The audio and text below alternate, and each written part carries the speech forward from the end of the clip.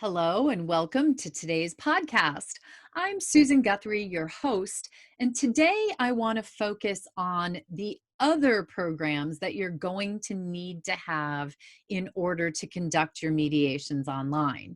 I think we get so focused on the fact that we need video conferencing, and all of the conversation is around should we use Zoom, should we use Modrin, Legaler, WebEx, all of that about video conferencing, that sometimes the other capabilities that we're going to need to have get lost in the translation. And it's not until you're in the middle of your first online mediation when you realize that there's something that you need to be able to do that you can't do because your participants are not with you in the same room. And that's really why you do need these other programs, or at least to consider having other capabilities beyond just the video conferencing. So that is, as we all know, the major difference between a virtual mediation and an in-person mediation is that everybody is remote from each other, or often everyone is remote from each other. So what happens is the things that we did and took for granted when our participants were in the room with us or in the same physical space with us, things like handing you a document, things like signing a document, things like handing you a check, all of those things are now going to be different because you are virtual or online. So what I advise everyone is to think about those things that you do in person that are now going to create some sort of an issue or need some creativity because your participants are remote from you.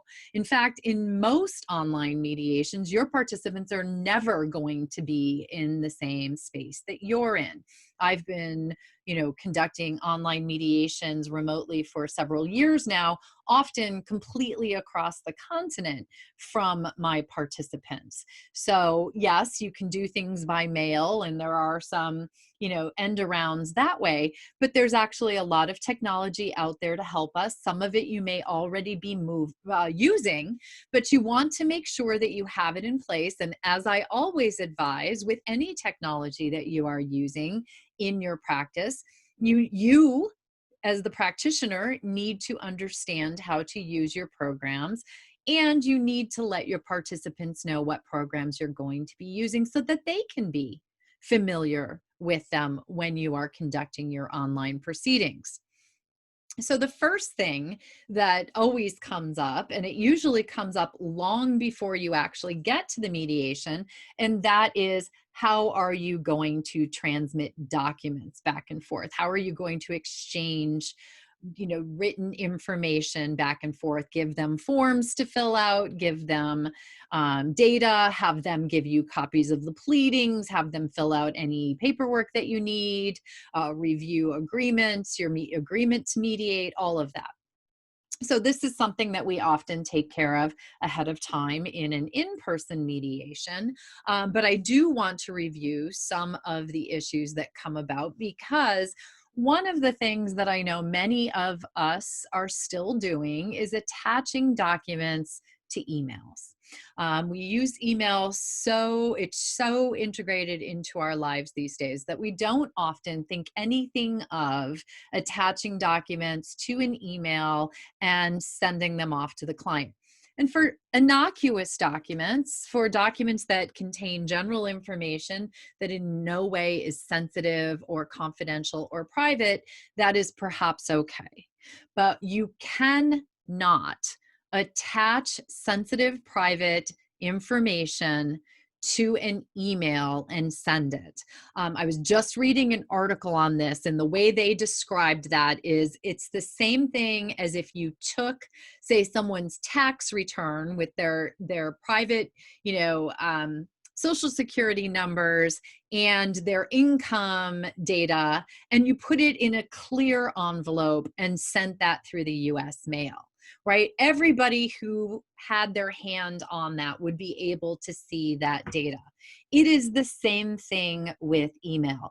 Yes, email can be encrypted, but it is generally not a safe way to transmit data. And we as the professionals have an obligation to keep our clients' information private and secure. So we should not be using email to transmit data. Now, the thing that I find is I try to never send anything attached to an email to clients, because the minute we do that, they then think it's okay to do that back. So as an example, if you send a request for documents to your client, and then they gather their information, which may or contain that sensitive personal information. If you send them a list of what you want attached to an email, how do we think they're going to send it back to us? They're going to attach it to an email and send it, usually that email, and create a chain and send it right back. So as a practice, and this I would say in person or online, but there are reasons why online, obviously, they're never going to walk into your office for a virtual mediation and give you a box of their documents or their information. So you do need to, obviously virtually, you need to have this in place. So I will set up I use Dropbox. So it is important to use a file transfer tool. That's what they generally call them, cloud storage, and we're going to talk about storage as well. But really here we're talking about transferring the files, right? We need to transfer that information back and forth between you and all of the other participants. So you want to be looking for a program that uses SSL and TLS. SSL is secure sockets layer, and TLS is transport layer technology. Those are kind of the two gold standards. So if you're looking for a program to use, make sure you find one that has both of those capabilities. And ultimately, what you want is something that is going to encrypt the information that is going back and forth, that is password protected, that can only be accessed by people that you give permission to. Something like, as I just said, I've been using Dropbox for years. So what I do when I create a new client file is I go into Dropbox, I open up a main file for that case. Then I open up data files for the participants, send them all a link to their particular file. I also create perhaps a general file for general information, give that link to everyone who should have that. And you can continue to then give them that information. You can even send them the link so that they can then access it and upload their documents. So as example, I send them in a secure link to my Dropbox file a sample copy of the mediation agreement, a sample copy of my guidelines and ground rules. If I'm asking for information from them, pretty much everything except the email, general scheduling or information that is, again, general in nature, is going to go through that Dropbox file. So it's really important that you have in place some way to a file transfer tool. Some others that are really popular are Google Drive, Lex Workplace, and a new one that I just heard of that a few people have really enjoyed working with is sync.com, sync.com. So, all of those are a place to start. You can Google, secure encrypted file transfer tools as well. Many of them have free trials, and I suggest starting with one, getting comfortable with it, knowing how to work with it, and then deciding on which one works best for you within their price point. But most of them, because they are also cloud storage or a way to store your files, which is or documents or information that you're collecting in a file in a case, that is the next thing that you need to do. So something that very clearly is different in a virtual mediation as opposed to an in-person mediation is paper is very unhelpful in a virtual mediation. I know many of us are used to having our big, file folder next to us when we're conducting a mediation and shuffling through it to pull out a copy of the pleadings, or a copy of some of the information, or a photograph. None of that is particularly helpful to you in a virtual proceeding. Everything can be shared in a virtual proceeding. The screen share, for those of you who have listened to me before, it's one of my favorite aspects of an online mediation proceeding, because the file share is so easy to use and makes everything so visual. It makes it easy for people to understand and see what you are talking about. We assimilate information so much better when we can see things. But if you have a piece of paper that you've just pulled out of a file and you want to reference something in that to the other people in the room, the only way to show that to them on a piece of paper is to hold the paper up to the camera.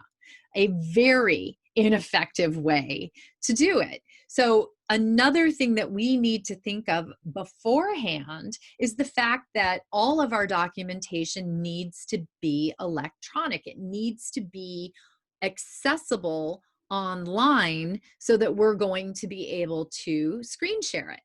And we need to have it organized, and we need to know where it is and have it easily accessible, so that you're not fumbling around in the middle of your mediation, much as you would with your paper file, looking through it, right? Looking for that particular piece of paper, flipping through the pages in an expansion file. So the other aspect of documents and documentation in a virtual mediation is it's very important to have everything electronically uploaded and then stored for easy accessibility as well as secure accessibility. So again, something like Dropbox or Google Drive, a way of securely exchanging documents, is also a way to securely store documents and have them accessible on the computer. If you are in a case where someone has sent you a copy of all the pleadings in or documentation or their briefs or whatever information it might be, and they send it to you in hard copy, your best bet is to upload that and get it into an electronic file, so that if you need to access it during the mediation, it's going to be easily accessible to you. And that's why I actually make it a practice of asking everyone not to send me anything in paper unless it's absolutely 100% necessary. I prefer to have everything sent to me, again, through my Dropbox links, but in electronic form. When I switched to an online practice, I went almost completely paperless. Yes, I do still always have my yellow pad. I'm a lawyer. I can't break myself of that habit. But I actually am trying to get myself used to taking notes on the iPad, so that I can then upload those written notes as a file, as opposed to doing it this way and having to scan it in. The less I can use my scanner and the more I can just create things in a form that makes it easily accessible online, obviously the better. So some other document storage things that are helpful to us is, I know in both Google as well as Dropbox, they also have a file share where you can have several people working on a document at the same time. It's in Google Docs for the Google, and Dropbox now has a shared file working document accessibility as well. And I know there are others, I just mentioned those two. But that can be really helpful for you when you get to that point of, hey, we've had the mediation, we've been successful, let's work up a term sheet, let's draft an agreement. If you can pull it up in a Google Doc or in a shared doc where people can all be working on it at the same time, and see as you share, one person shares that on screen, that can also be very helpful because everybody gets to have their input. As an alternative, you can pull up a Word doc and have one person be making all of the changes. But if you're sharing that Word doc on the screen, at least everybody can see what's going on. So that's also very, very helpful. Now, one of the additional issues that always comes up, and if we're lucky, it comes up in every single one of our mediations, is, well, how are we going to get signatures? And there's a few layered issues around the issue of signatures, right? Nobody's in your conference room anymore for you to circulate a document. They are only in your virtual conference room. So first thing that you need to decide is how you might get electronic signatures. If it is feasible and acceptable for the type of document that you're signing, and whether or not it needs to be submitted to court, or if at least it can show intent to sign with an understanding that wet signatures will be gathered later. But you can use an e-signature program, something like DocuSign, Write Signature, Adobe Sign. There's also a new one that someone just told me about that I used in another case called Hello Sign. Those are all wonderful. I happen to use DocuSign. People always ask me which one I use. I use DocuSign, one, because everybody seems to know it. That's very helpful. It's not scary to people. I actually was just using a different, I can't remember the name of it, but in another type of a matter, somebody sent me documents to sign in another type of proceeding, and I could not figure out how to use that particular one. DocuSign's relatively simple and easy to use, but it requires uploading whatever the agreement is. So say you've now worked on that Word document we just talked about. You would be saving it, uploading it into your DocuSign account or whatever e-signature account you had, and then inputting that and sending that out through DocuSign Secure Server, or Write Signatures, Hello Sign, Adobe Sign. And that would go to all of the participants who can click and sign with their mouse. That would then come back fully signed, and everyone would then get a copy. Now that's what I usually use, and that will work in most cases. But you are going to have a few instances that you might run into that are a little more complicated. One is when you need signatures notarized, or the acknowledgement taken. So there are online notaries. There's enotary.com, notarize.com, and NotaryCam. That's a video. They're all done virtually, just as we use Zoom or whatever video conferencing platform to sign. So in some jurisdictions, an online notary is an acceptable notarization. This is something that you need to put some investigation into, some thought into in advance, so that you know whether an online notary is going to be acceptable in your jurisdiction or in the jurisdiction in which you are working. There are also, in case an online notary is not going to work, there are traveling notaries. That is what I will usually use when I need to have the divorce agreement signed by the parties and we need to have their signatures acknowledged. If I am doing one, say, in Connecticut, I've done a mediation in Connecticut, I'm in Chicago, I can't take the people's acknowledgement, so I will make arrangements with a traveling notary. There's mobileNotaryNearYou.com and 123notary.com. Those are two services.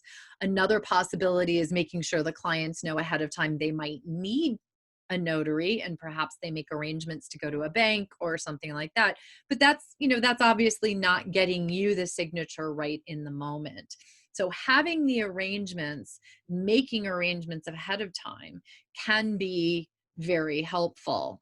Now, if you're not going to be using a mobile or e-signature or a mobile notary, you may end up needing to use snail mail or an overnighting service, FedEx, DHL, UPS, or I believe even the Postal Service has an overnight service. But that does put a delay into the entire process. That is something that you would need to make people aware of. And maybe you want to incorporate something into your agreement where they at least do an e-signature with an intention to get the wet signatures by mail or overnight process. And then the last, option would be, and I just had someone mention this to me when I did a webinar on this the other day, was that, well, I just attach the agreement as a PDF to an email that I circulate to everyone, ask them to print it out, sign it, scan it, and send it back. Well, we've already talked about the problem with sending documents by email, so I'm not going to go into that again. But I will tell you, people, the more difficult it is for people to do things remotely, the less satisfied they are with your online process. So it really does behoove you to make things as simple as possible for your participants. They don't like to, I mean, just think about that process, right? They have to go open up the email, print it out, sign it, scan it back in, and send it back to you. It takes time, and people just generally don't find that very helpful. In the alternative, if you have some savvy clients who know how to use Adobe Sign or something like that, they can upload it onto their iPad and use their iPencil or something like that to sign it. If they have a touch screen computer, that's another alternative where they wouldn't have to print it out.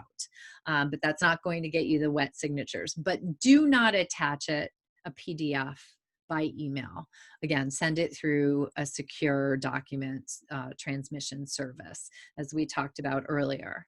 And then the last topic that I just always want to touch on with the people that I'm talking about, because I've had more than one person say to me, oh my gosh, I never thought about that. And that is, how do you get paid when your clients are entirely remote from you? So for those of us who are used to, or who have in past practice, taken a credit card from the clients when they are there or when they sign their agreement, get a check in person from them. Obviously, those instrumentalities are not going to be available to you in person, right? If you're remote all the time. So I just encourage you to think ahead about how you can make it as streamlined and simple as possible for people to pay you. And that is because it goes back to what I just said. The easier you make things in the virtual process, the happier people are with the virtual process.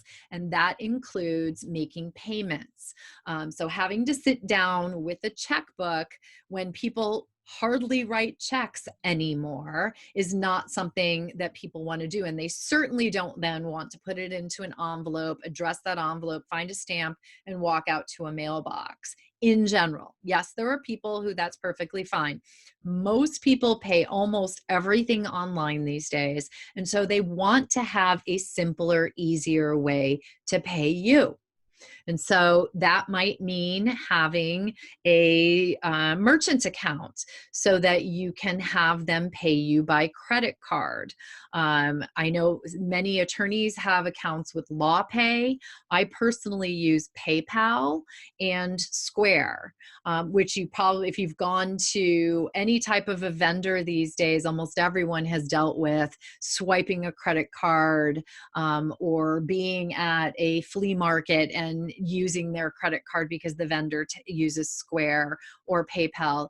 It is a way for them to make a secure credit card transaction without ever giving you their credit card information. It gets swiped and taken just as you do in any store, and they would then be able to pay that way. So if you use PayPal or Square or one of those merchant services, you can give them a link that they can just go to and pay. In fact, both PayPal and Square allow you to create an invoice, and that invoice can be itemized. They can be made to look very professional. You can put logos on them. You can do an itemized line by line, multi-page invoice for attorneys who are doing things by the hour, or mediators who want to enumerate their hourly time spent. It can be done right in these. It goes out to all of the participants and has a nice button right on the invoice that allows the client to click that button. It takes them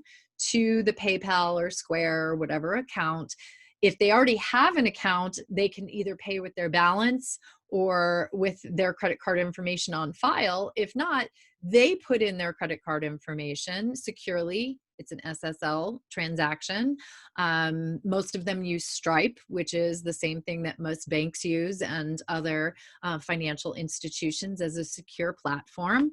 And you, the vendor, never see their credit card information. You never get it. You never are in charge of it. You never touch it. It's not like someone calling you up and giving their credit card information over the phone. So that is the last little tip there, but I think one of the most important.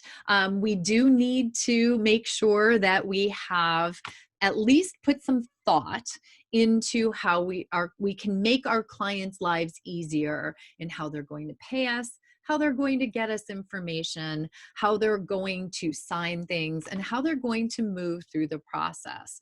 So overall, my encouragement is to ask you to think about what your mediation process looks like in person and identify those areas where people are doing something in person. And then you translate that into an online program. How is that going to be achieved online?